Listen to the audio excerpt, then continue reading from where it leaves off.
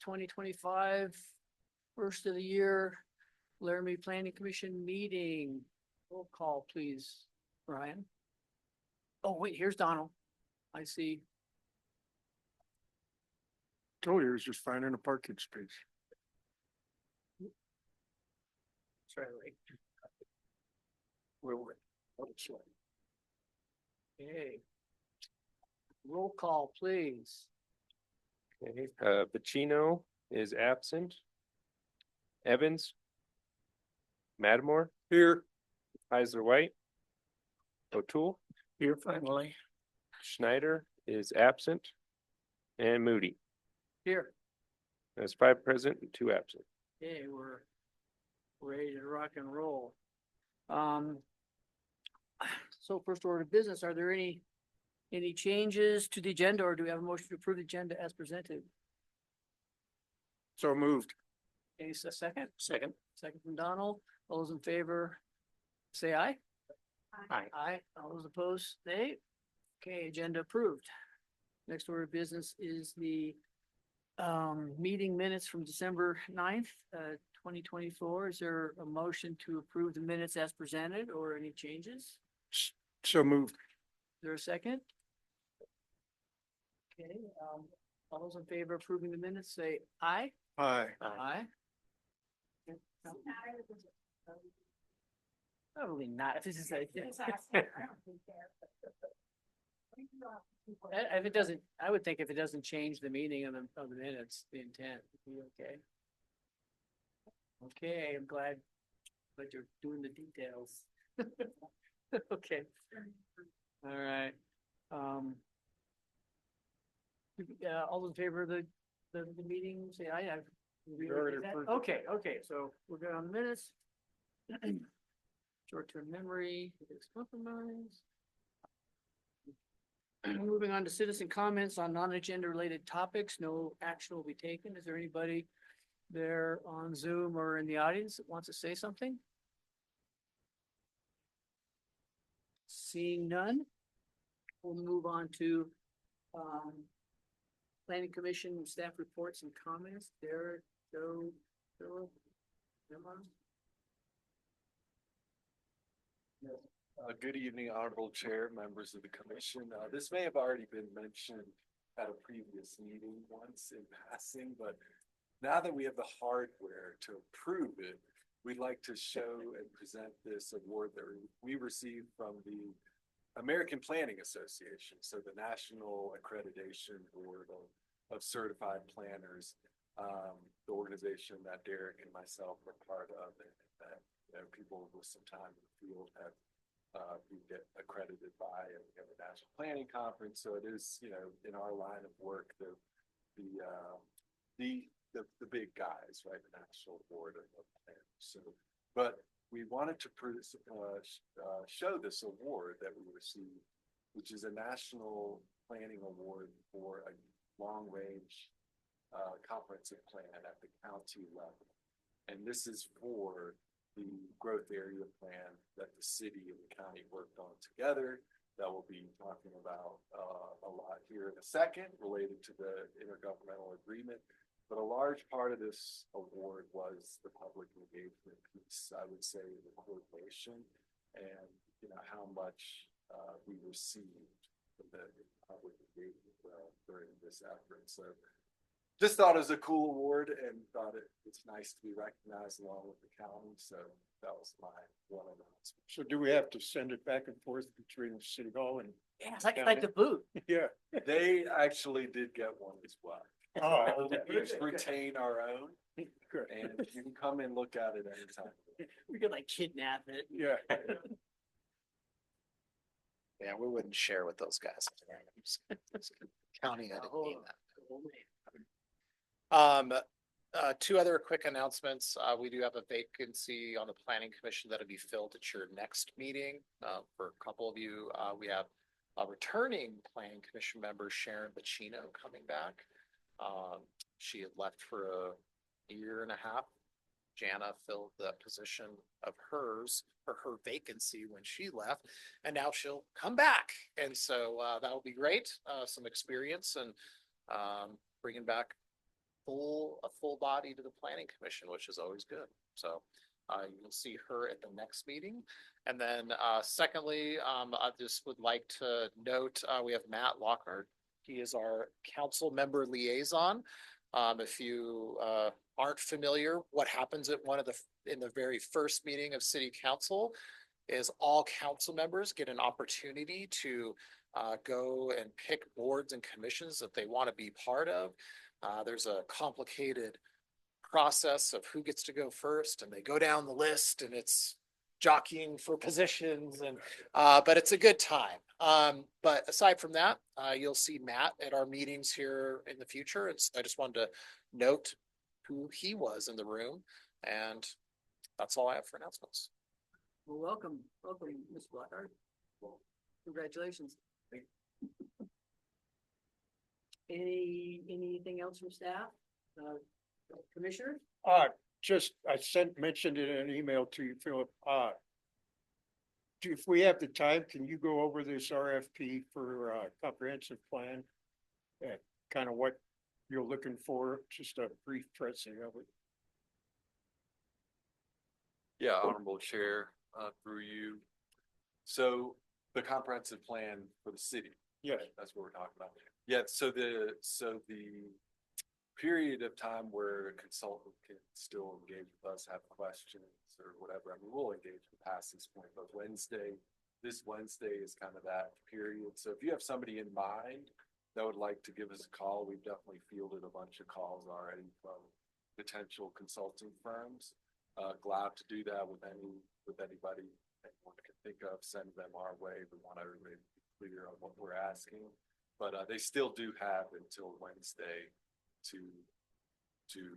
ask any formal questions. Of course, we'll allow that up to the deadline of January 31st, but we're assuming by now most of them have a pretty good handle on what they're gonna submit to us. But yeah, I mean, if you have anybody that wants a sit down meeting, then we're glad to do that. Okay, I have one guy in mind. He may have already reached out to you, but who makes the final decision on that, council?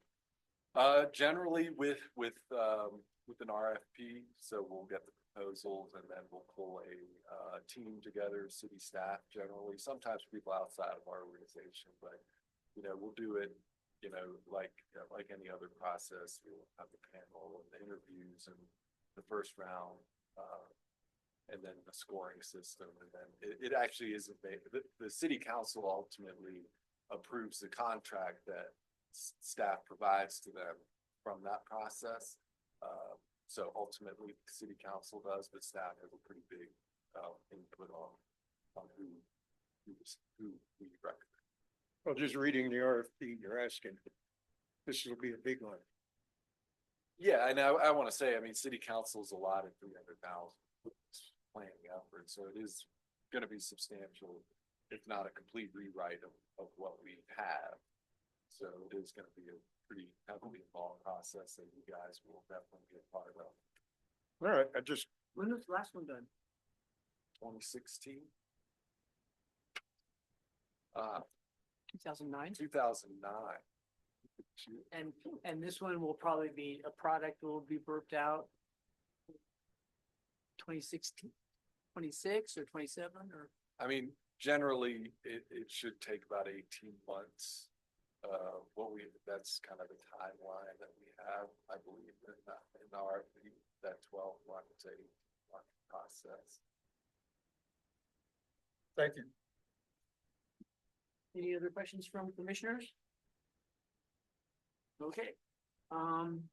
Disclosures, ex parte communications, potential conflict of interest. Okay, seeing none. On to current projects, no old business on the agenda. New business is TA-24-07, 2024 UDC text amendment update. Amber?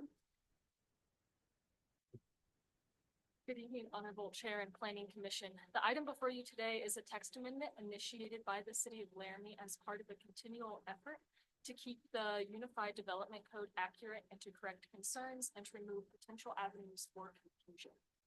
The amendments and updates within this UDC text amendment have been gathered through efforts of city staff throughout the year of 2024, as we have run into sticky sections of code that result in confusion or unintentional interpretations.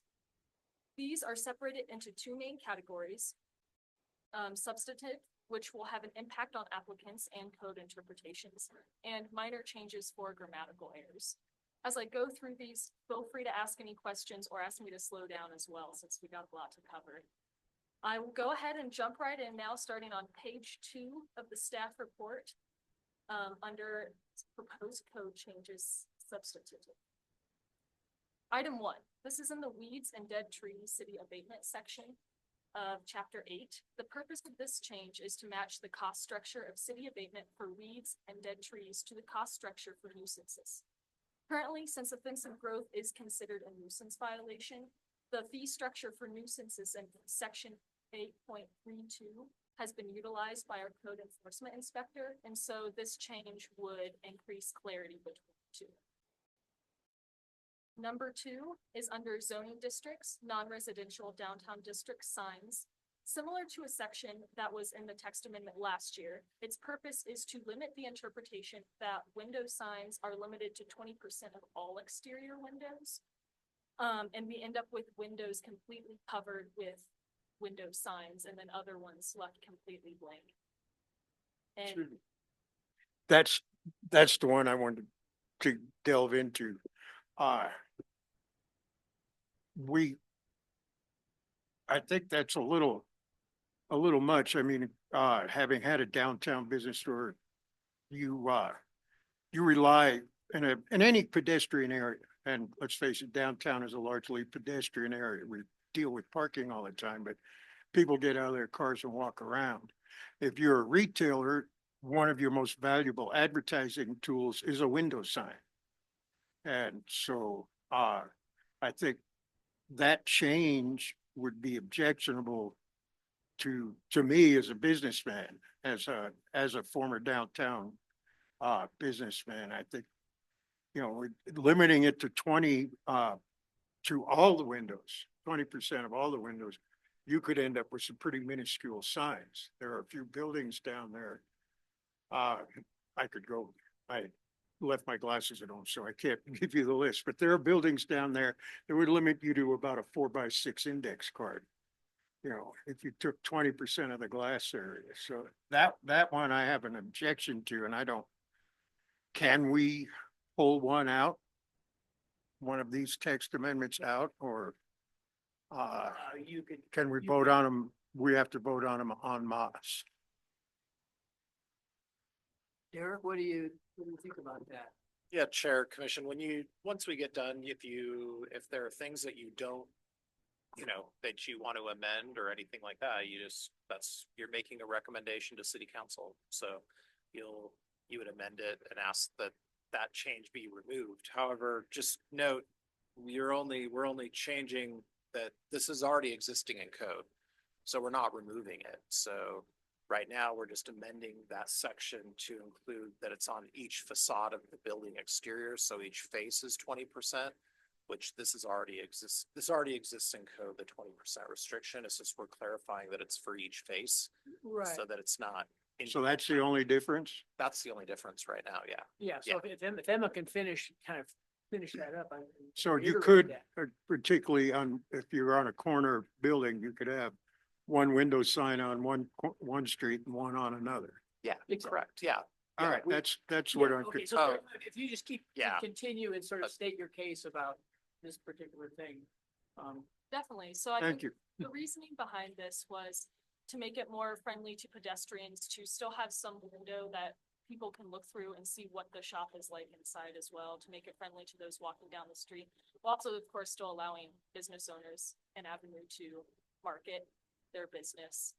And so, as Derek mentioned, this has already been in code, but similar to another section that was clarified last year, and with similar language was put into place in that section. This is just another section that hasn't been clarified in that same way. And so again, it's just adding on each facade of the building exterior. And you're right, if you have a corner building and there's windows on one corner, one side and windows on the other, it's 20% of like each of those sides, so you could still have signage. Alright. Building signage, do you mean just hard copy or does it include window painting?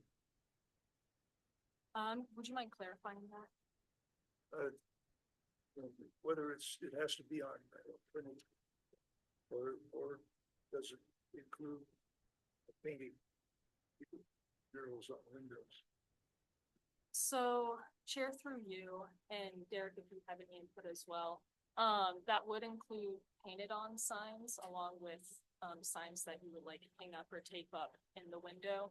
For murals, I'm not sure how that has been interpreted in the past. Yeah, Chair, through you to this is only applying, this is only windows. That's the only section we're talking about here. All the other signage is additional signage that businesses are allowed. So like projecting signs, wall signs, monument signs are a whole different section of code. This is just the physical window and what you put in the window. Yeah.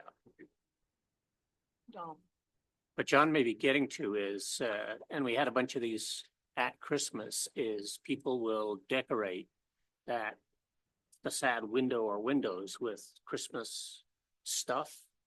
I know there was at least one restaurant I go to that had a very nice painting on the window. It was temporary. So those will no longer be allowed.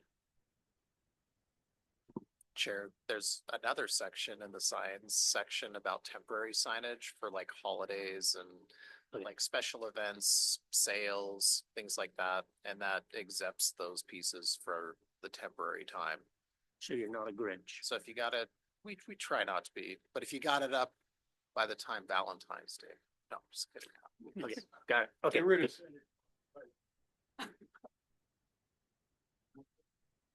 So the term facade in that proposed definition, a facade is just a side of the building, a particular side. So 4 facades to just. Very good. Okay. Thank you, Chair and Commission.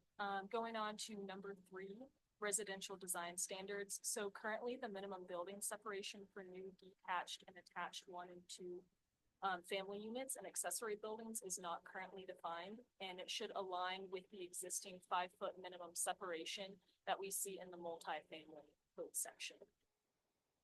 Moving on to number 4, the definition of facade in code is too limited and does not accurately represent the idea of the entire building facade. And so the definition has been broadened to include all sides of the exterior building, not just the side facing the front lot line. Chairman Moody had called me with a question regarding this definition and if the exterior side of a building would be clearer than the exterior portion of a building, since portion may be difficult to define. Planning Commission does have the ability, as Derek had mentioned, to add an amendment to the motion at the end to replace the term portion with side if that is desired. And I would like to refer to Chairman Moody if he has any comments or questions. I think you explained it. Okay, moving on to number 5. It goes off of number 4 as this correction made us realize that primary building facade, despite being a term used in design standards section, is not currently defined.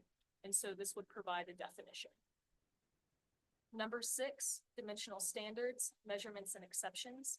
As the purpose says, currently window wells for egress windows have been allowed to project into the setback, but it is not defined in code. Since it needs to mirror requirements for the egress found in the IBC or the International Building Code and the International Residential Code, the proposed code specifies egress window wells that meet IBC and IRC requirements. We propose adding this into the same section for setback exemptions as fire escapes as it relates to public safety. Number 7, relating to signs associated with non-residential uses in residential zoning districts. Currently, there are some grandfathered in businesses within residential zones, and if they ever want to modify signage, their only avenue is to go through the variance process. Since a non-conforming use is defined as the use of a structure or premises which began in conformance with code and has since fallen out of conformance due to code changes, the approval criteria required for a variance is not the best fit to allow for signage modifications, and the conditional use permit process would allow for a more appropriate level of review. It's also still allows the planning commission to evaluate on if the signage is appropriate for the now non-conforming usage. Okay, so that wraps up the substantive changes, and we are now moving into the proposed minor changes on page 6. These will probably go a lot faster. So for item 1, this code section refers to 1514.050.f, off-street parking lot landscaping. This is an accidental mashup of code sections. So within Laramie Municipal Code, 1514.050F is actually titled Site Perimeter Landscaping and contains Site Perimeter Landscaping Code. The code section that contains off-street parking lot landscaping is section 1514.050G. And so we'd be proposing to make that change. Item 2, this would correct an accidental my to may. Item 5, correcting city manger to city manager. Item 4, what? Item 4, substantive change 3 results in the following section numbers being shifted down. And table 15.12-2, dimensional requirements, references one of those now shifted down sections. And so this change updates the reference code section to what it would now be numbered as following that change. Item 5 changes the term clear vision triangle to the synonymous clear vision area, which is the term that we use in other sections and is what is defined in our definition section. Item 6, in the buildings and construction section, it is only focused on licenses. However, in that last sentence, the term permit was used. This correction would change it to license, which was the original intent. And then in item 7, in table 1510-1, the table of permitted uses refers to dwelling IBC/IRC modular home. And section 15.28 definition omits the IBC/IRC from the term, so this would just be adding that in for congruency. So for public comment, we sent out notification in the boomerang and have received no public comment, and staff is recommending approval. And please let me know if you have any other questions or clarifications. I know these are always some lengthier overviews, so please let me know. Any questions for Emma? There's the one section you mentioned, the temporary structure, does that include house trailers? Go back. Do you remember what item that was? I think it was about the 4th item on your supplemental list.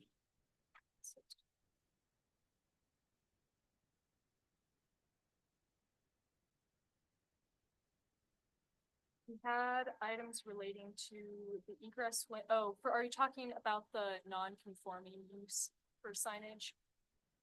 Definitely chair through you. If there's anything I can clarify in that section, please let me know. Yeah, I interpreted that section to involve house trailers. Not so.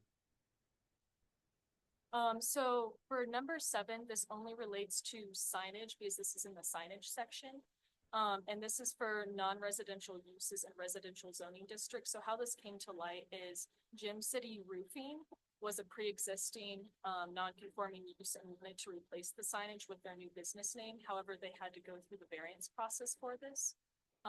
So again, this change would only give another option instead of the variance process for changing out signage for business uses within a residential zone to a conditional use permit. It wouldn't impact trailers unless there's dealing with signage there. Okay. Thank you. Okay.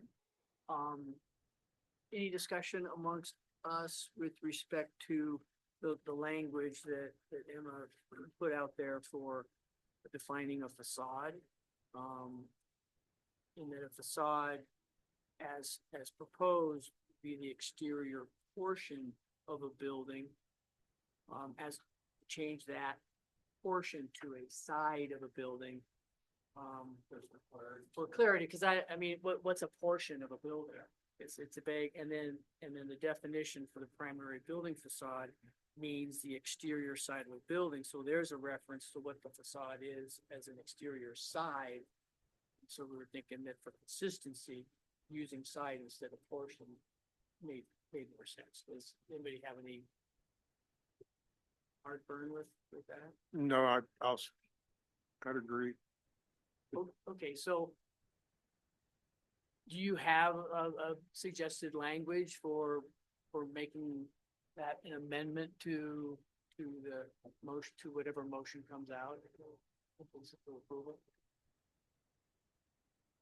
Yeah, Chair, if you want, and Ryan, correct me if I'm wrong, but if you would like, you would put your main motion on the floor. So whether you feel like you'd like to approve these amendments or not, And then and propose then an make, amendment? and then propose an amendment. And I think you can Okay. be a pretty straightforward, change the word portion to side Okay. within section 15280308 142. Okay, very good. Is there a motion on these text amendments? I don't have my specs, so Well, leave it up to Don. Somebody So do it. I make a motion to approve these changes. Okay, no, so do the approve, okay, I'll make a motion to recommend that the city council approve amendments to Laramie Municipal Code Titles 8 and 15 for the purpose of updating definitions, uses, costs, dimensions, and design standards in the city code as recommended by staff. Is there a second? Second, Second from Tom. And I'd like to make a motion to amend section for proposed definition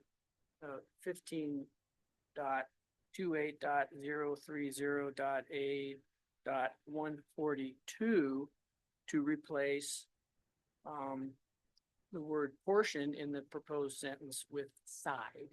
second, All, discussion?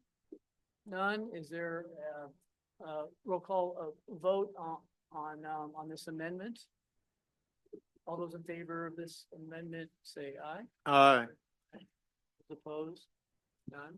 Okay, back to the original motion. Any discussion on the overall document with that embedded amendment? Tom? So I just have a question for Emma. Emma, under item 3, and I know this is keeping it consistent in terms of minimum separation between buildings and making it 5 feet. What's the main purpose of that separation? Why is that 5? Is that a fire thing or is to allow people to pass? Or is it a hold all? Chair through you. So if you build an attached building, of course, that's not gonna come into play. But if you are building a detached structure, that is when that 5-foot separation comes into play. I am not 100% certain, but I believe that also mirrors potentially building code as well, going into like the issues of safety and safe passage. So it's primarily safety. if I may, Yeah. Mr. Chair. That comes from, you have to have a certain amount of separation. If your buildings get too close to each other, you have to have a higher fire rated separation in the walls between them. So if you do a 0 lot line, they almost all have to be concrete or masonry because you'd need that for fire separation. 5 feet is generally like an accepted standard, even in Florida. Well, and in LA. I don't know. Well, nobody's going to measure it now. Okay. Any other discussion amongst commissioners? We forgot to do public comment. Chair, your public comments now. Okay, Because all right, you all haven't, right. you still So- haven't voted on the main all right. motion. You've only considered the main motion. So. Okay, so and I is think there you're done any, with amendments? any public comment out there regarding these text amendments? Seeing none? I think we can do a roll call for this, motion. Okay, so Pacino is absent. Evans, Yes. Matamore, Yes, Heisler White, O'Toole, Yes. Schneider, absent. Moody, Yes? that is 5 yeses, 0 no, and 2 absent. Okay, text amendments are in the can. Next is the Laramie Area Growth Plan Intergovernmental Agreement. Philip?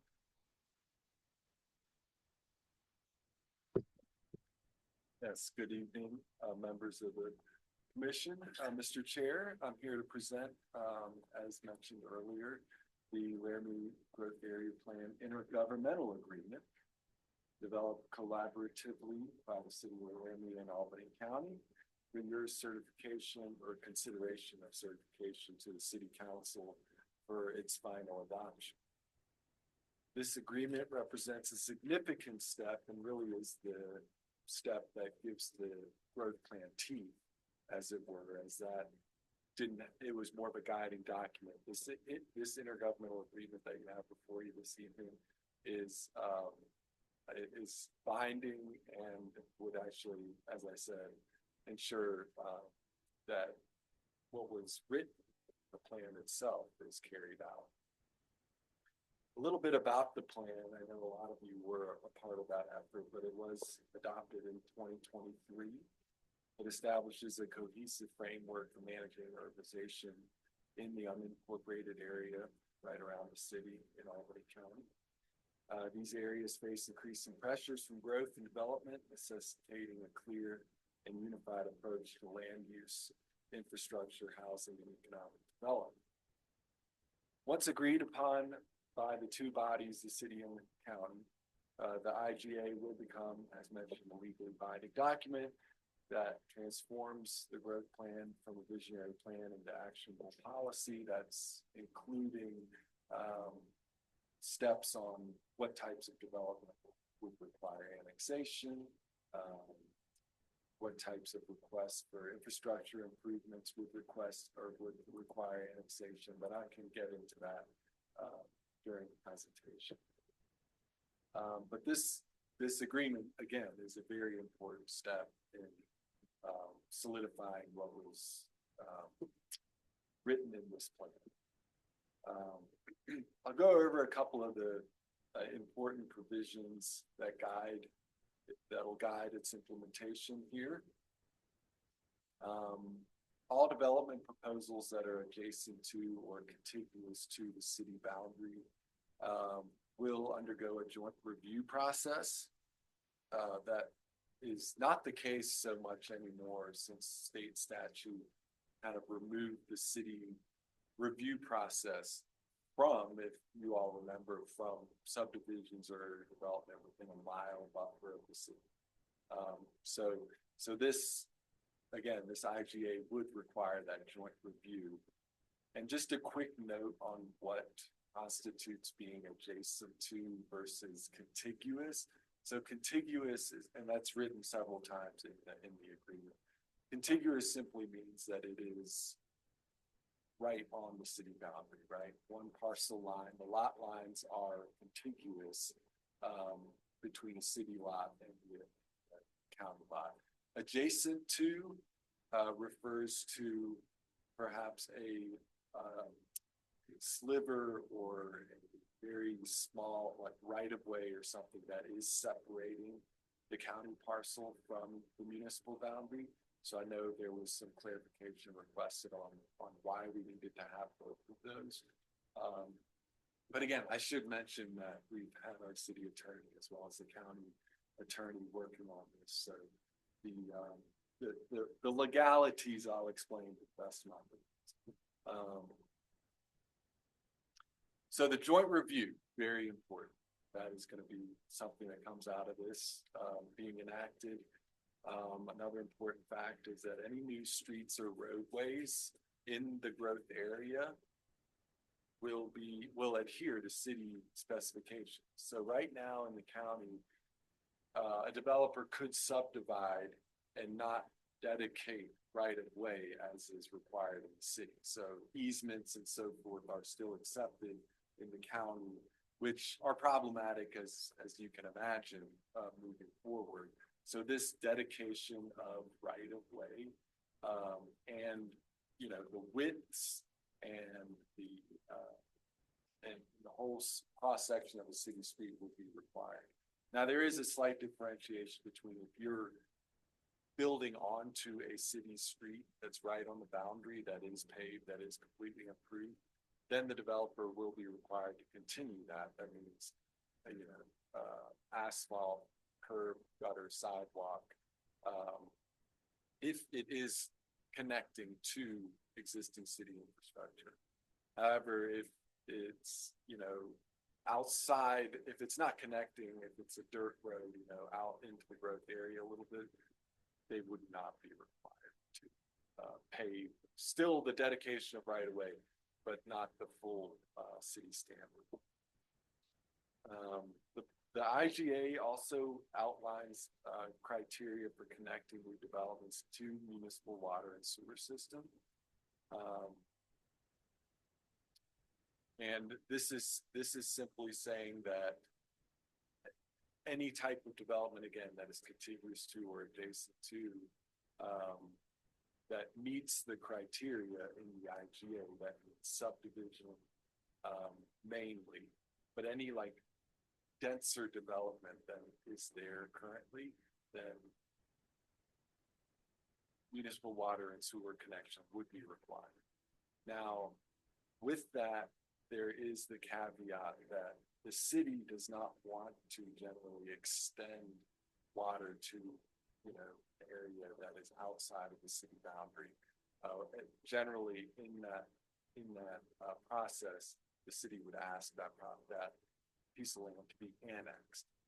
There is state statute that allows for extraterritorial expansion. That means like south of town, the South Laramie Water District, that would qualify under state statute as being able to hook up to city water and sewer, but not being annexed. So that avenue is still there, and that would not change. But this does allow this does just put into writing that the city strongly encourages annexation of city water and sewer. But you're saying that if you do have a subdivision that's adjacent or contiguous, that you would be providing, or that it's reasonable to assume that the city will provide water and sewer if it's possible. Yeah, Honorable Chair. So the way it works is, through a development process such as the subdivision. I'll bring up a recent example, the West Slope subdivision, 30th Street up there, Sirius Sky. So when the preliminary platting was done for that, our Public Works Department, our engineers, they take a look and examine, what's the capacity up there? Will the flows be good? Will everything work out with our existing infrastructure with this new development being completely built out? So to answer your question, yes. I mean, we do look at that when we're reviewing subdivision and would make a recommendation. If it's impossible to, for whatever reason, cost landscape topography, but if it would be impossible, I mean, I should say everything is possible with the right amount of cash, right? But city staff makes a recommendation to set the city up for success moving forward as far as maintaining the infrastructure that it's requesting. But a default for a proposed development adjacent to the city would be saying would be assumed the default would be annexation and providing city services. Correct. Through this plan, any parcel of land that is contiguous to or adjacent to would be required to annex and have water and everything that goes into being a city parcel. Does this provide only for those developments in the donut, or does it include those that are outside of donut? Honorable Chair, through you, at this agreement is solely for the area within the donut, as you called it, within the growth area. Yes.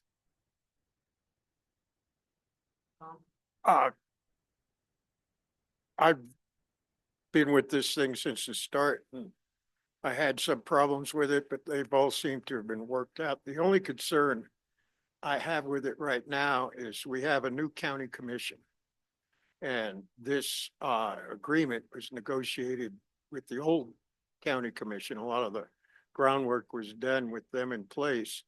Has anybody brought it to the new commission? I mean, they just got sworn in last week, so has anybody got a sense of what the new commission feels about it? I just would like to, don't want to see all the work we've put into this thing, get shut down, for political reasons and, uh, you know, people thinking the city's overstepping is a big problem in the county. So, has there been communication with the latest council? Honorable Chair, through you, absolutely. I mean, we've worked, as I mentioned before, this is coming from city staff as well as county staff. So the document before you this evening has been approved by staff, at the staff level, as the county attorney. They've done what they could to offer this plan up for certification and approval. But yes, what happens at the county commissioners is, up to them, and we can only do our part. But yeah, it takes two to tango, right? When we get those signatures, so we'll just have to see where it goes. As far as county, we'll inform them. Obviously, we're in close contact with the planners and staff everywhere. We'll, let them know what direction it's heading. And they were unfortunately not able to make it this evening, but we plan to go to those meetings at the county level, assist in any way that we can.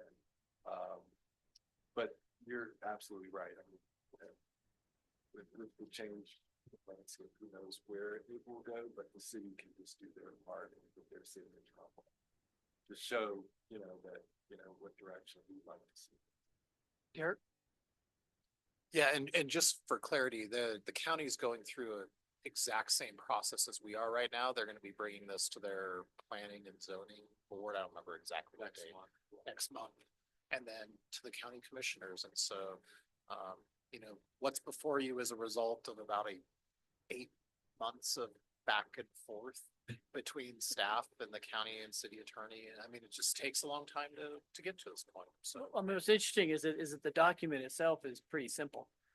There's not really much meat on it besides the 3 or 4 small sections that Philip talked about on dedication and connections and expansion and so forth. So, I guess there's a lot being said with very little text, and devil's in the details and the discussions of between city and county, to work it out. So I think there's certainly a lot of good faith involved in this, and reliance on the plan itself to work out the details.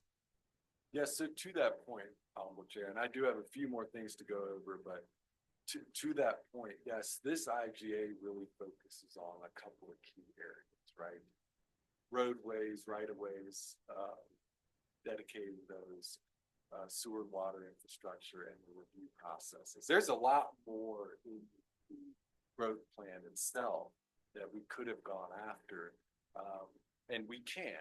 Future. I think this is an incremental process, but these 3 things were a starting point for us, for the staff of the city and the county, that we thought we could get some traction on, because as you can imagine, to rezone the entire growth area, I mean, that's a substantial amount of notification and it is a tremendous effort that at this point in time, county staff was not ready to pursue with their staffing, with their planning department as it is. I mean, they just do not have the capacity to do that without, I feel like, a significant appropriation from the county commissioners to make that a reality. So these are the 3 key themes of the IGA. So there's a lot more that could come forward. I just wanted to have. Okay, no, that's good to Well, good that's- to know. Did you have a question, John? No. Just one more thing, and it's not clear in the agreement, and it's one of those details that could probably have to be worked out. Who inspects these? After you get the joint, approvals, I mean, does the city inspection department take that over, or?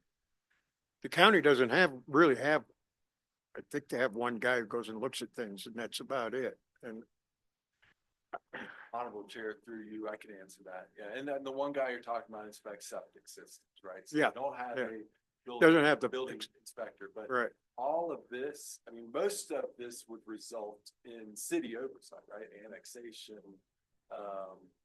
It would become part of the city, like the redevelopment. So our inspectors and it would be under the city's processes.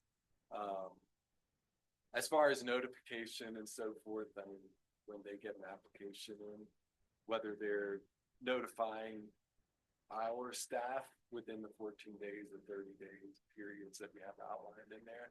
I mean, that's something that they need to adhere to. In good faith. So they still have a lot of heavy lifting to do on their end. Yeah. They're doing most of the work. Yeah, given that currently the code rewriting would take place at the county level, right? Because it's county land. That's all in the growth area. Bill, if you want to continue. Yeah, I'll finish just your keep thing, and then going, we'll we'll come at you again. And yeah, some of this I was gonna go over, just as to, you know, this, again, I just wanna hit, this, the growth plan was great, the award was great, but this is where the rubber hits the road and where we can really, make an impact, I feel like. So just in summary, by formalizing this plan, it ensures that new developments will contribute positively to the community, and that they will align infrastructure improvements with urbanization trends. And I want to hit a little bit on the extensive public process that was taken to Commissioner Madamore's point. I mean, this is a long time coming, initiated in 2022. Joint work sessions were held with the city and county planning commissions. Public workshops were held with landowners, community organizations, and stakeholders. And just a lot of collaboration at the city county level to get us to this point. For the IGA this evening, public notice was issued on December 27th last year. And we've not received any formal comment to date from that publication, but again, hitting on all the engagement and that we engaged in for the growth area plan itself. So our recommendation is that Planning Commission certify this agreement to the City Council for final approval. This agreement is essential for aligning city.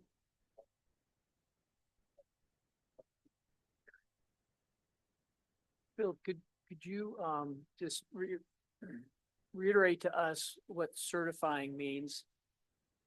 Yes, absolutely. So given that this board will not be signing the agreement, it's basically, you know, encouraging, as we're saying, that we reviewed it and that as written, we recommend it to the city council for their official approval. So we're certifying it in the way, it's just the language that we like to use for an approval that's not really an approval because your signature. And so any discussion that we have as a commission, just wide ranging, what have you regarding the IGA is helpful. Okay, like I just want commissioners to know that we can talk about the growth plan and the IGA as we wish, Derek. Yeah, Chair, if you wouldn't mind, just one quick addition, just as a reminder too, Philip kind of mentioned that, you know, in past years, the state of Wyoming has changed processes. What you see before you is the process they ask us to follow if we want to cooperate with the county. And if, you know, as this moves forward, we are the only place in the state of Wyoming that has tried this.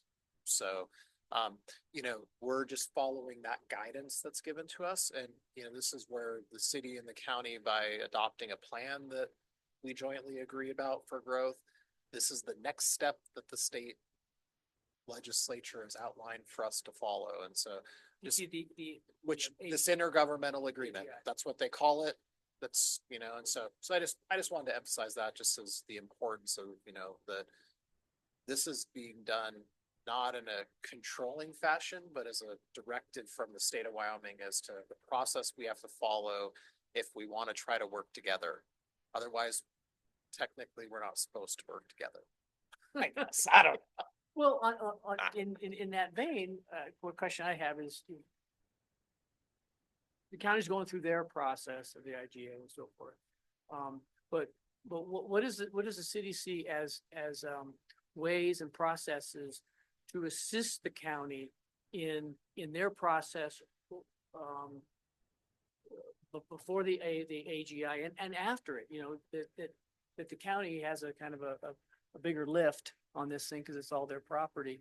But how is the city actively really helping them or assisting them in any way possible? Because the reality is that as Tom said, we have a new commission with the county commission, and they could just say, no, we're not interested in this. It's only 3 people. And we're sitting there going, boy, this was a great start, but now we've hit a wall. And if the city has a good faith, discussion and trying to help them, maybe we can prevent that from happening. Yeah, Honorable Chair, and I think when you look through the plan itself, you'll see a lot of the work has already been done for the county staff as far as they're not gonna have to delineate areas for zoning. That's already all been done. And densities have been established for these new zoning districts within the growth area. So a lot of it has been done, and we, put a lot of work in on that on the front end. So it's certainly kind of on the administrative side, kind of going into the code and just, doing basically what Emma did at at a larger scale with the text amendment, is basically adding zoning districts, adding maps where needed. But I just want, a lot of this work has already been done.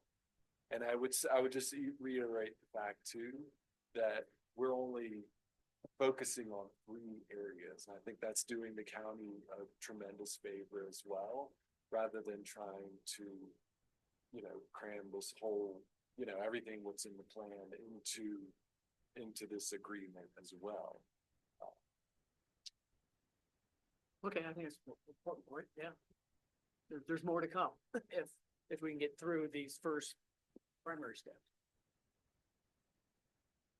It's gonna be a long process, as I see it, to work it all out. There's a phrase in there that says, like if the AGI is signed and is executed, the city or the county could decide to terminate the agreement. I was just kind of curious how rigorous or kind of what the process is of the city or the county saying, we're not interested in it. We signed it, but we're done. Is that something where it's just like a letter saying we're done, or is there something more formal? Yes, a lot of agreements can be rescinded in the same fashion, right? I mean, an agreement can be brought forth to council, and then it can be, rescinded just, as easily in another resolution or ordinance, whatever it would take. So I don't think that is that out of the ordinary for an agreement like this. It's just, like you said, I mean, it protects future councils and commissions from being bound to something. I mean, is this legally speaking, I feel like it's pretty standard for this type of agreement. Mr. Chair, yeah, there are very few legal contracts that don't have that type of clause in them somewhere. Particularly if you're not exchanging goods and services. Goods and services, cash on the barrelhead, you walk away and there's no way to back out. But most every other contract has a termination clause in it. just so that keeps the lawyers busy. All right, any other comments for Philip from the commission? Seeing none, are there public comments out there on Zoom and on the floor regarding this AGI? Seeing none, is there a motion on the floor?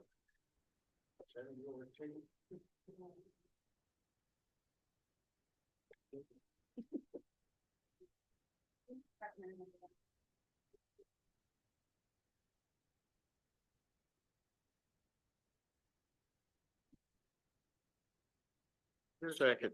Tom, final discussion? Seeing none, roll call vote. Pacino, absent. Evans, Yes. Madmore, Yes. Heisler White. O'Toole, Yes. Schneider is absent. Moody, Yes. that's 5 yeses, 0 nos, and 2 absent. Okay. Intergovernmental agreement certification is approved and moving on to city council. Next item of business is, okay, so is there a motion to adjourn as planning commission So moved. and to reconvene as the Reconvene as Board of Board of Adjustment? Adjustment. So moved, all those, second from John, all those in favor, say aye. Aye. Aye, okay, we are now reconvened as the Board of Adjustment. So the first order of business is a variance. Two variances. We'll do the swearing in of witnesses. Anybody out in the audience or on Zoom that want to make statements regarding the two variances that are on the agenda. Honorable Chair, we do have representative from both. Oh. Assemblies, so they will be sworn. Okay.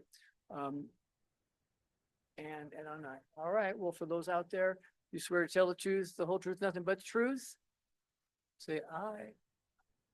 Aye. Stu, is there a third one that needs to aye? Are you aye? Got 3 ayes, everyone's sworn in.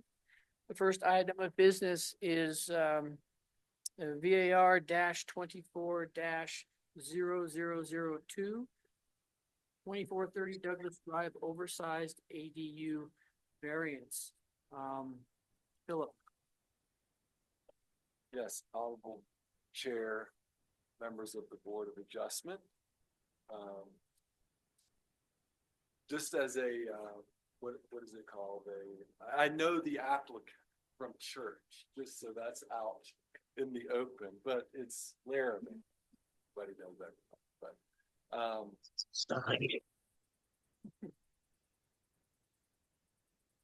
Is that Pat? okay, I think we're good to go. So, I'm presenting various requests, 24-2 submitted by Nick and Rebecca Stiano for a property located at 2430 Douglas Drive.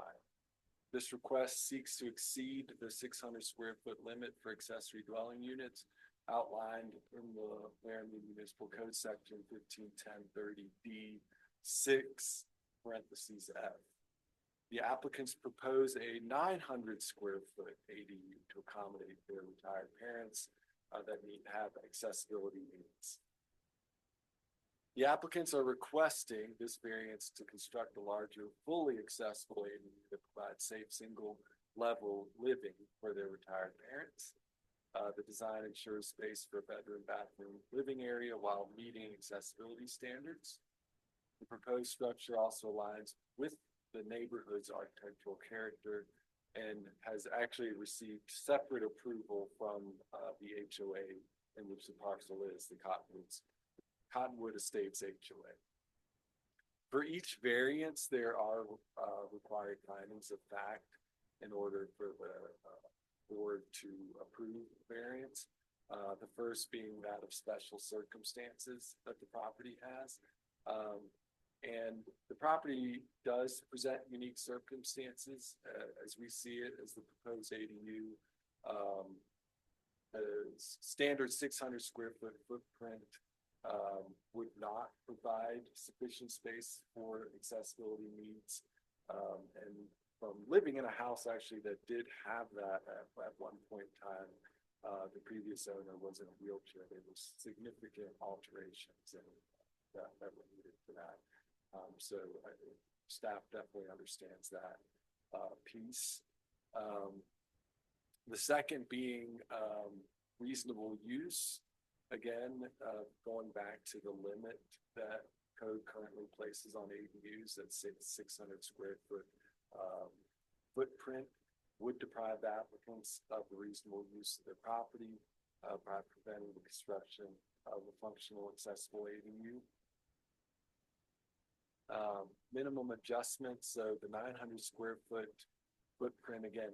So I just want everybody to be clear again. Our code actually allows for 1,200 square foot ADU in total size, but the 600 square foot is the footprint. So it can be two stories. And this is for anyone out there that's wanting to build an ADU, certainly encourage that, as they are additional units that are coming into the housing market here. But that's what we're talking about here. And the applicant's asking for a larger footprint to accommodate the single level living. The fourth finding of fact has to do with the harmony with code intent. This area on Douglas Drive is mostly larger lots with larger houses. So we feel that this will mostly go on notice as it is part of the house itself. And there are certainly houses out there that are as large or larger than this house would be with the additional 600 square foot or the additional 900 square foot footprint. And this does also go into the neighborhood character. The HOA has approved it, which I think speaks to, does it fit in with the neighborhood, right? That's what this finding of fact has to do with. We didn't receive any comment. Again, I think the applicants did their due diligence by going to their HOA first, informing everyone of what was going on. So it wasn't a surprise to us that we did not receive any comment from posting it legally in the paper on December 27th. We also mailed notices to people, property owners within 300 feet as required by code. And as of today, no public comments or objections have been received. It is staff's recommendation that this variance be approved based on findings of fact and conclusions of law. And I'm glad to take any questions. The applicant is here as well. If there are questions for them. Does the applicant want to say anything at the moment? Follow Philip.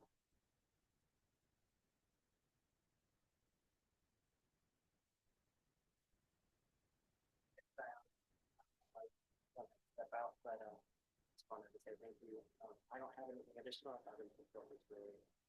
So that if you have any questions, Okay, good to know you're here.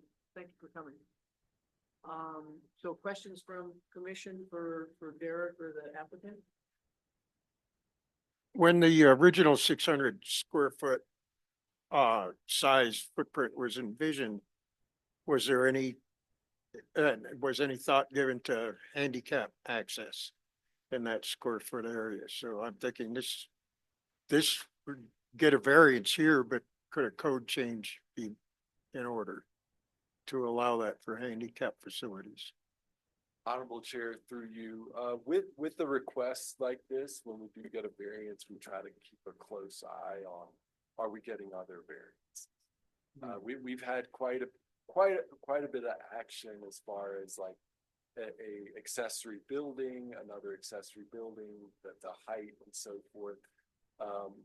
We've had several of those, but this is the first of its kind. Granted, we've only had the ADU code for about 3 years almost. Yeah. But it is something we keep a pulse on. I mean, if we were to be continuously getting calls, even not variances, right? Because people may call and ask, well, we have the same case as the applicant. We just have not been receiving that many. But it is certainly something, just like anything, that we keep a pulse on, and it was something that became reoccurring. That then we would certainly, look at code and have justification to change. I think it's a great question, and whether the city does some research to find out whether 900 square feet is really kind of a real reasonable modification for a single floor handicap accessible space, and sort of be prepared to agree on 900 or 1,000 or 800 or whatever really fits that handicapped accessibility would be worth looking into, so you're better prepared to land on a footprint. Honorable Chair, yeah, I would also add that with any variance, it's not one size fits all, right? And I think this property, where it finds itself with the large lots, with the larger, houses, is obviously looked at differently than, somewhere else. I'll just say But you that would be you just have to meet your setbacks, your setbacks and your compatibility with the neighborhood, but right. Well, whether it's Cottonwood Estates where there's a lot of room and it obviously has no problem fitting into the property, but if it is a tighter space, but you're still meeting setbacks, that you would still be allowed to do 900 for handicap accessibility. Well, that's what I'm saying, is these findings of fact that are in the staff report, they all need to be met. And they may be different for the next property that comes. Certainly accessibility for the inhabitants is an important piece, but there's other key findings that need to be met as well. So you think the variance process with being able to fine tune individually what's being proposed in the location has merit? Yeah, absolutely. I mean, that is what the variance process is. That's the. In this situation. Yeah. Handicapped, accommodating handicapped.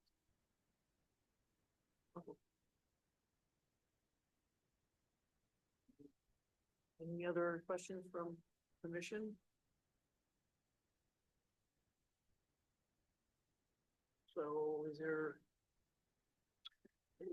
let's see, public comment.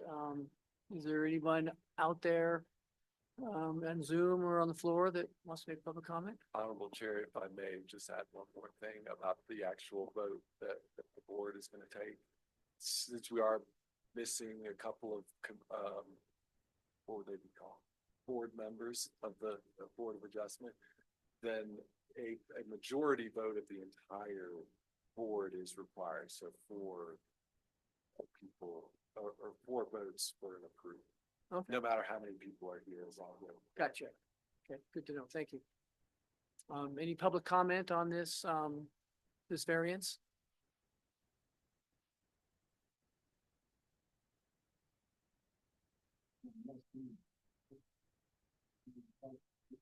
Oh, okay, so you're involved with a different variance? So not this particular one, so. Well, okay, seeing no public comment on this particular variance, final discussion by commission? Seeing none, is there a motion on the floor? I move to approve the requested variance from Laramie Municipal Code 1510-030D6F, allowing the applicant to construct a 900 square foot accessory dwelling unit at 2430 Douglas Drive based on findings of fact and conclusions of law and subject to the recommended conditions. Is there a second? Second, Final discussion, commissioners? I just find it a commendable act that people still take care of their parents. You're counting on it, right? Yeah, I'm counting on it. All right, roll call vote. Pacino, absent. Evans, Yes. Matamore, Yes, Heisler White, O'Toole, Yes. Snyder is absent. Moody, Yes. That's 5 yeses, 0 nos, and 2 absent. Okay, variance is approved. Good luck and thank you. Next item of business is variance 24-9, 2166 Wyoming Avenue, Laramie Municipal Code 1514-140A6, manufactured home communities, development standards, setbacks. Joe. Good evening, Chair Commission. Today we have before you a variance for 2166 Wyoming Avenues, otherwise known as Blake's Mobile Home Ranch over in West Laramie. This is a manufactured home community that has been here for quite a while. It was originally annexed into the city with the annexation of West Laramie, which, as many of you know, was quite a long time ago. But even at that time, it was considered non-conforming, and it continues to be so today. The variance request that is on the table today is for relief from setback requirements of manufactured homes. The applicant is requesting relief because a manufactured home has been placed on lot number 6 that does not meet the standards outlined in code, and therefore would need to be adjusted or removed in order to meet requirements. I am going to go through this somewhat briefly since you all have already read this, but feel free to ask any questions. As with the previous variance, there are certain statutory requirements in order to approve a variance. I've included those in your staff report here today. The first one is whether or not there are special circumstances or conditions that are peculiar to this land or building for which the adjustment is sought. The planning division has determined that they do not believe that there are special circumstances for this lot. Yes, Blake's Mobile Home Ranch is an older mobile home lot, and it is significantly smaller than other ones, and certainly smaller than the requirements of a manufactured home community that would be brought in today. But it is not any more or less conforming than other manufactured home communities that you've seen around town. This would likely require some changes in layout of lot spaces to come into conformance, but that does not warrant it to be a peculiar case. The second is circumstances or conditions are such that strict application of the provisions of code would deprive the applicant of reasonable use of such land or buildings. As previously stated, full compliance of code would require some adjustment of the spacing on site. However, the use is still allowed on site. We're not taking away that use. We have not removed any uses from the site, which would be considered a takings. At this point, it is completely within the powers of planning within our rezoning codes to allow this variance to not go through. The third is having to do with solar board of reviews, which is not applicable to this specific case. The fourth is granting the adjustment is necessary for reasonable use thereof, and adjustments are as granted is a minimum adjustment needed in order to accomplish this purpose. Planning Commission, the planning department does not believe that this is the minimum requirements. One of the things that we have seen in the past 10-15 years is a much larger size unit coming in, that being the standard, and that is something that the applicant has pointed out in their request. However, we're not asking for simply, a small minor change to the setback requirements in this case. The manufactured home in question is 3.5 feet from the property line on the right of way. It is right there. Additionally, the granting of variances is in harmony with the general purpose and intent of code and will not be injurious to the neighborhood or otherwise detrimental to public welfare.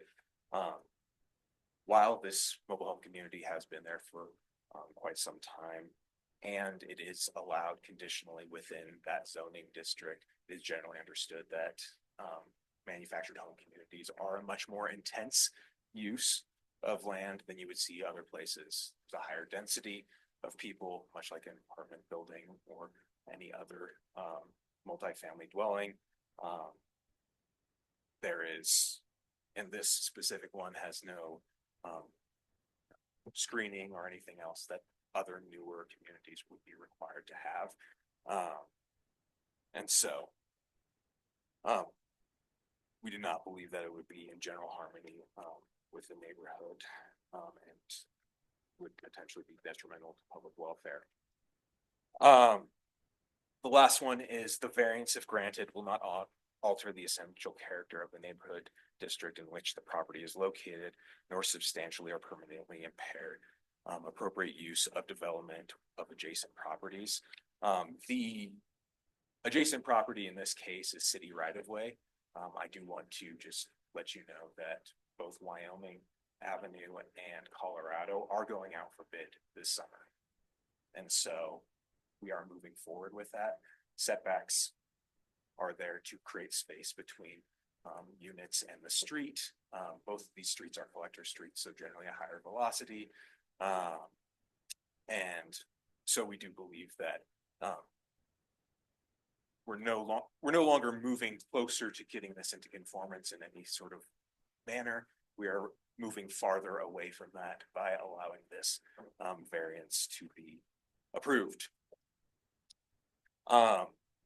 Legal notice was published in the Laramie Boomerang on December 27th, 2024, and letters were sent out to property owners within 300 feet of the subject property. Prior to the publication of this report, there was only 3. We have gotten more questions from people asking about what is going on there.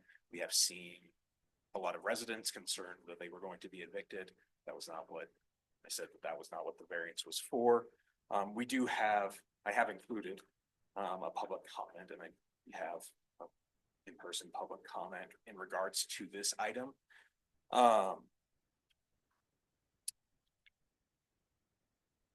And to conclude, the planning division does believe that this motion should be denied in accordance with not fine, because the findings necessary by city code were not found by the planning division. All right, so let's do questions for Joe before we hear the applicant in this case. Donald, you have a question? If we vote to deny as you recommend, what are the consequences for the person living on lot 6? There should not be anyone living in that unit currently. I'm not sure if the unit has not been CO'd.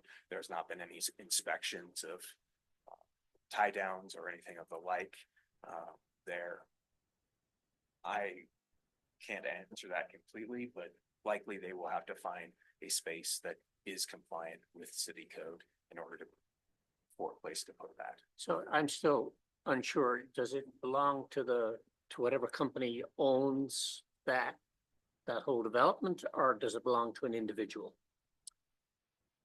That would be a good question for the applicant.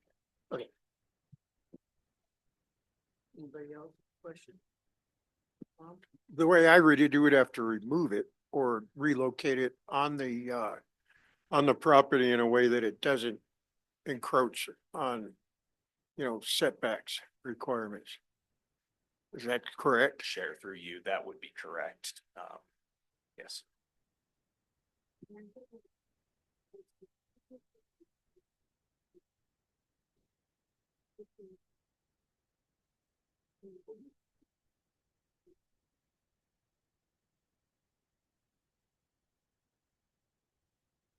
With chair through you, within that lot.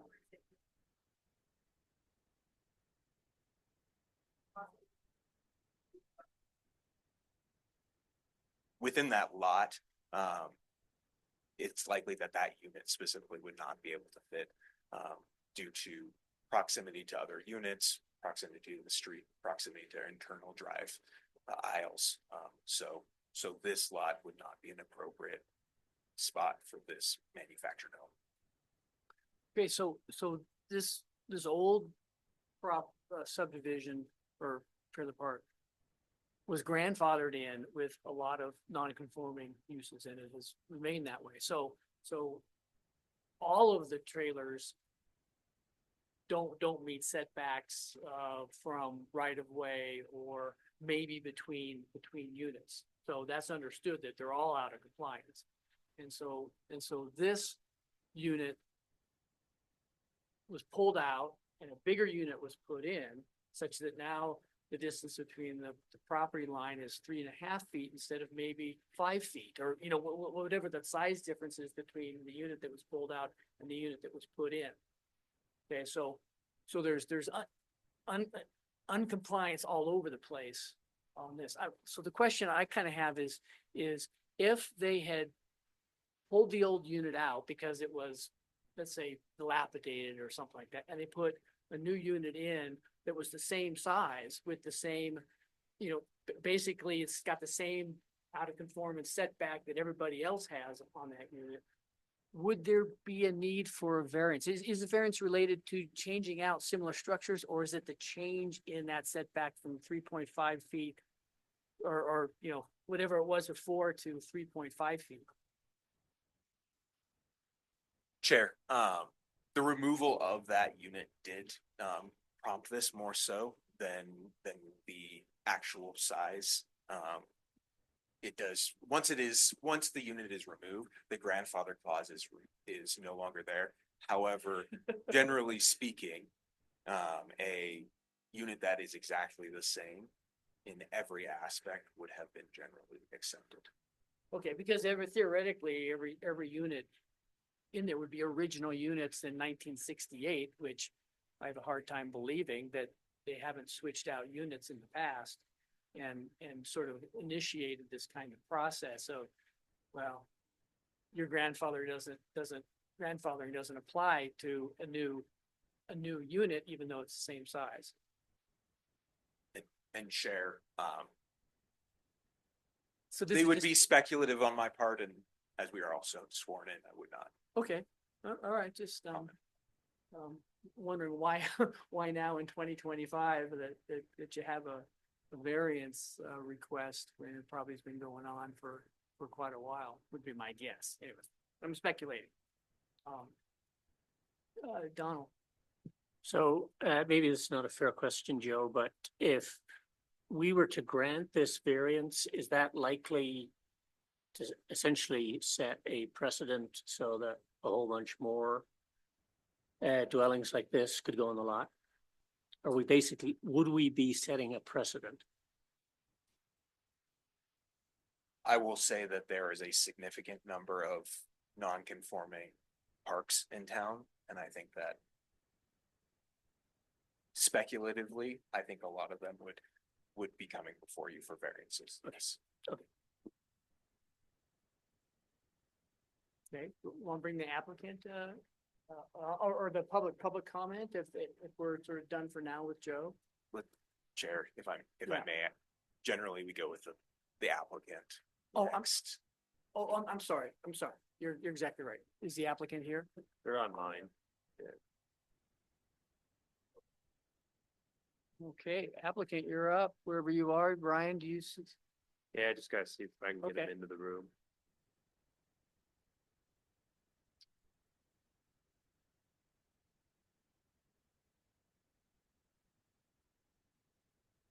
Hi, Patty. Hello. Oh,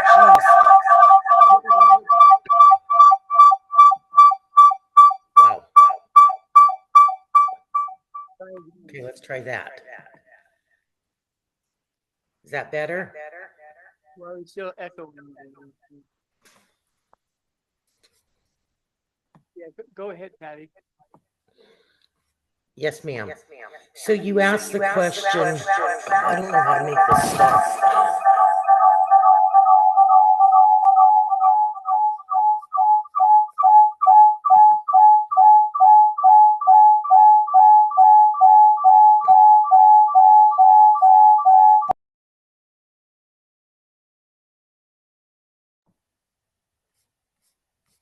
Is that better now? I don't know what to do.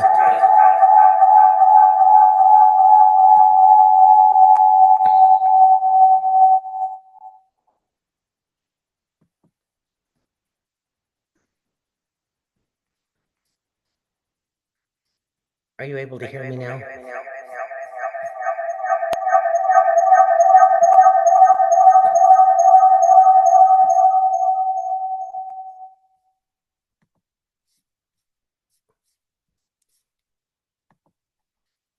I am so sorry. I don't know what to do.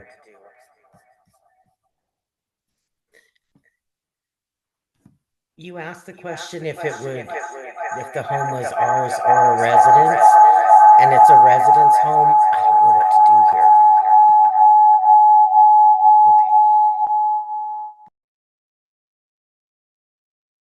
Do you have another phone or computer that is on, that has the sound on? That might be why we're getting some feedback when you speak into your microphone, Patty.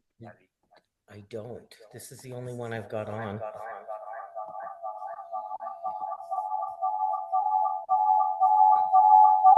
Do you want me to, let me try and get out and back in.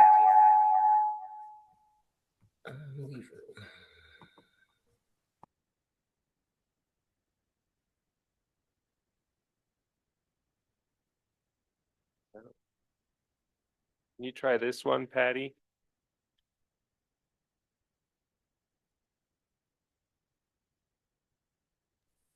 Are you able to hear me now? That's Yeah, a lot there you better. go. Thank you. Okay, I don't know what happened. Okay, my apologies. So you asked a couple of questions. The first question is the home belongs to a resident. It doesn't belong to the community. And he has not been able to live in this home since it was moved on property. It was previously moved on prior to me coming on board from a previous manager. So he's been waiting to move into this home. He works in Laramie and lives 3 hours away. So he's been trying to get moved into this home. The home is set. It obviously needs inspection. We're just asking, and we can make an agreement that anything coming forward will make sure that it meets the setbacks. I apologize on this one sincerely that it doesn't. I know that the setback is minimal. The rest of the community is non-conforming, but we can make sure going forward, if this is passed, that we don't ever let this happen again. So I ask that you please consider passing this home so this resident can get moved in.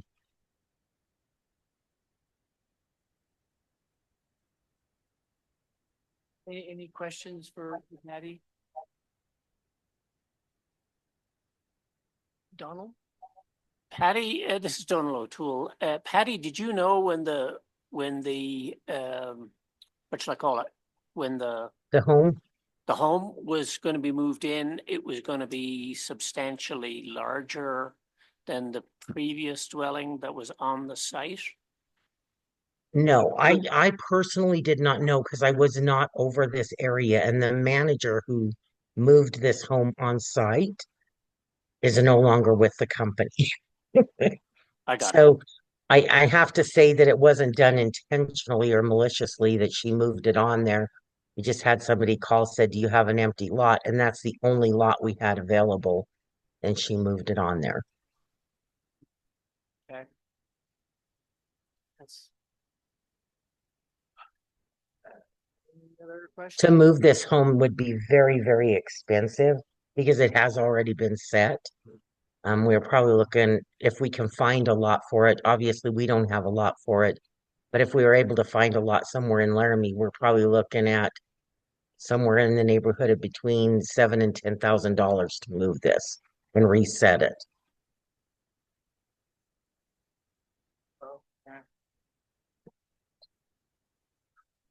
No, no other further questions. We'll open it up to public comment.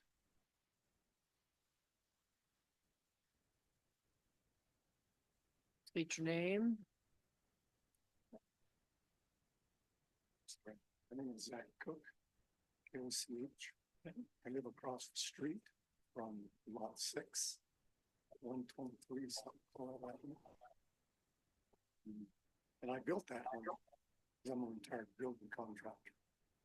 And I built it to the codes.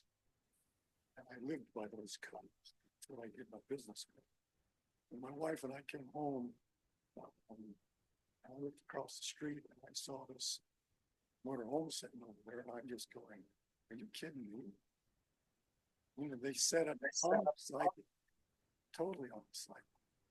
And I'm going, how come nobody else here is sitting on the sidewalk? Only this one's sitting on the sidewalk.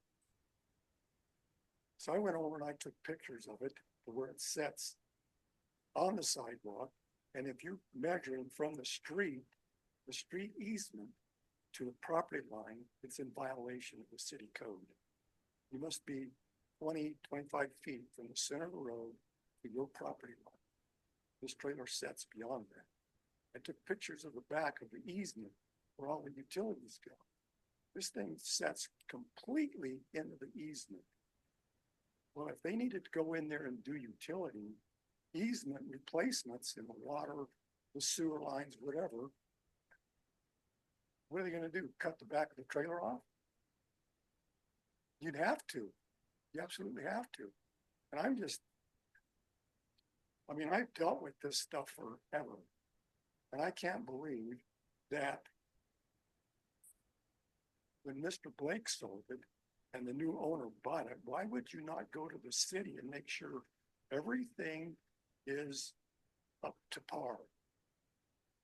It's not going to be setting in an easement or a right of way, period. It's not going to be.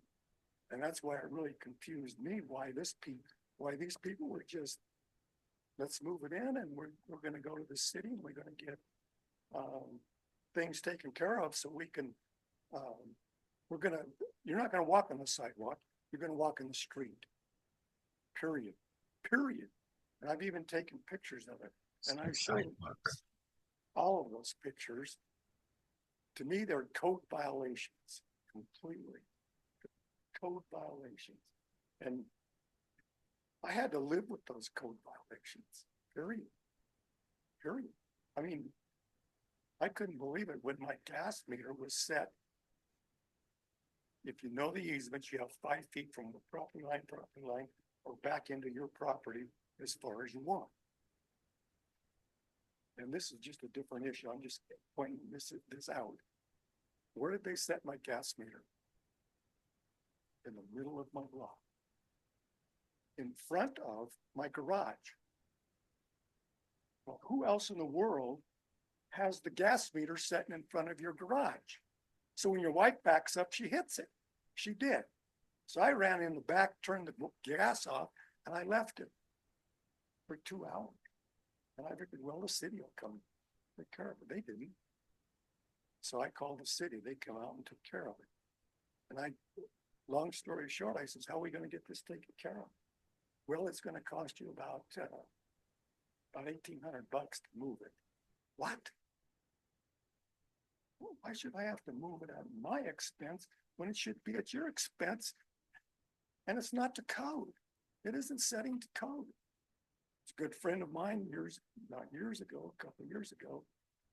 a really good friend, worked for the city, and he was out there and he just come to the house and we were visiting and he says, look at that gas meter sitting there. You tell me. I've complained about it and they told me to just hush up. Okay, I did. I just hush up. And he says, what's this going to cost? I told him it was going to cost. And he says, no, I'm gonna take care of it. This is our problem, not yours. And he did, and I was so thankful for him to do that. And they did, they moved it from out of the parking spot of where the garage is, and they moved it over by the hedge. And I put my steel brace around it and marked it. But the thing that really gets me is that, I mean, If you could shorten it up here and. yeah, I really, I, I think we get in your some point. cases, I did get along with Mr. Blake. Cause I did a lot of work for him. And then when this person moved in and I'm just going, well, they're going over everybody's head. We're just gonna move the trailer in and you're gonna live by what we feel should be done. And then I have to live up with the trash. I mean, the tree that they cut down is still setting, all the trash is still sitting on the sidewalk. Where does it blow? It blows in my yard. Okay, and it's frustrating, and I apologize for taking more time, but that's where I come from. I'm a retired building contractor, know the codes, and I had to be licensed. Okay, in every other county except for Laramie, and I even come to the city and says, why does the city, the electrician, the plumber, and everybody else have to be licensed, but I don't? And they said, well, I have to put the little guy out of business. All right, no, it'll make him responsible. Well, And I apologize. yeah, thank you for your comments. Thank you, sir. All right. So final comments, for commissioners for Philip and the applicant? Donald? I kind of feel bad for the person who owns the dwelling that they're in this spot, but this shouldn't have happened. Especially if it's on a, what kind of a road did you describe the road as being, the street being? It's a minor arterial. Collector. Colorado collector. Yeah. Okay, so number one, there's a hazard there if people are having to step out onto the street. On the, yeah. Off the side. Off the sidewalk. And number two, if it's sitting on utilities at the back of the dwelling, that's just gonna create a significant problem down the road. Is that correct, Joe, that the back end of the trailer goes into the right of way in the back? To my knowledge and what the applicant provided and what we have seen, as we're looking up, there's, not an easement between the two trailers.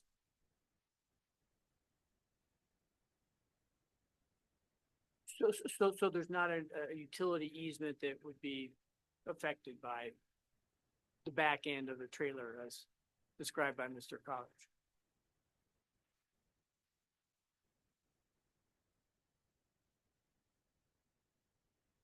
Okay, but the front end still applies being. Yeah, on the well, sidewalk.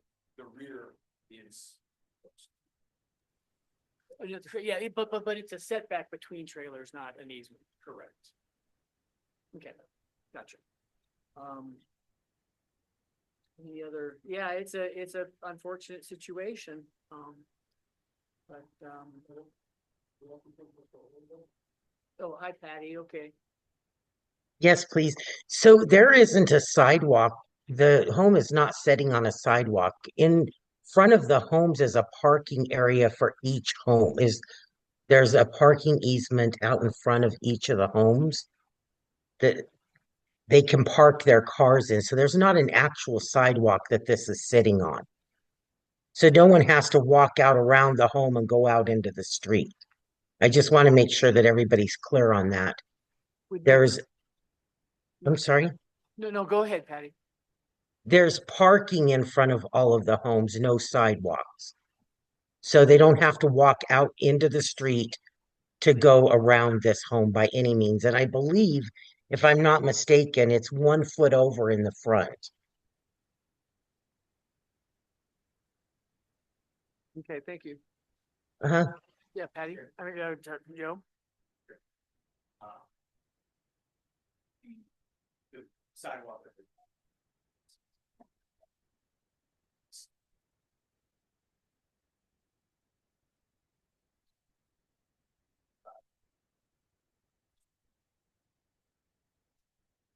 very close. Sidewalk. Street.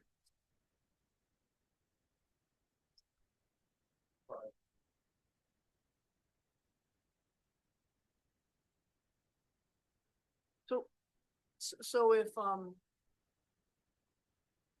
the sidewalk is ever put in and the street built and things finished up, on Colorado, would all of the units that are along that street be obviously grossly out of compliance from offset from sidewalks and curbs and right of ways?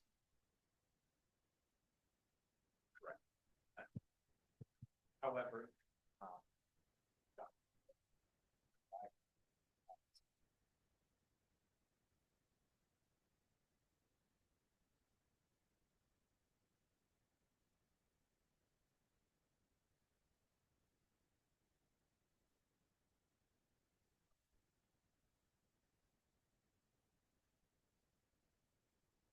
say,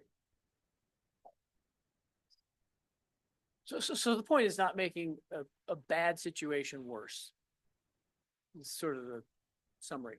correct. Any other comments from commission? You know, it's a tough one to call because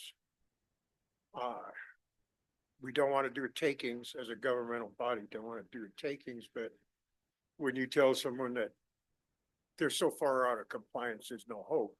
You know, they cannot replace what's there with any kind of a modern unit. Some of those units look a little substandard. So I drove by there, I've been by there a lot of times and looked at it. It's, you know, it's a difficult one. I think that you just have to stick to the code and say, you know, I don't think we have any other legal choice. You know, much as I would like to see somebody make arrangements to reconfigure that whole thing and put in some modern, you know, dwellings in there that would do some good.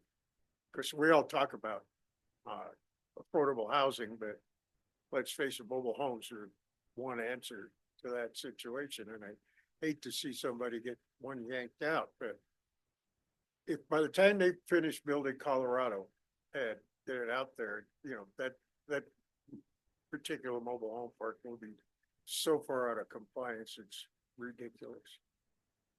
Yeah. Okay. Any other comments? All right, seeing none, is there a motion? So I move to deny the requested variance from Laramie Municipal Code 1514-140A6, which would permit the applicant to encroach on setback requirements for manufactured home communities located at 2166 Wyoming Avenue based on findings of fact and conclusions of law. Second. Second from Tom. Final discussion amongst commissioners? Seeing none, roll call vote.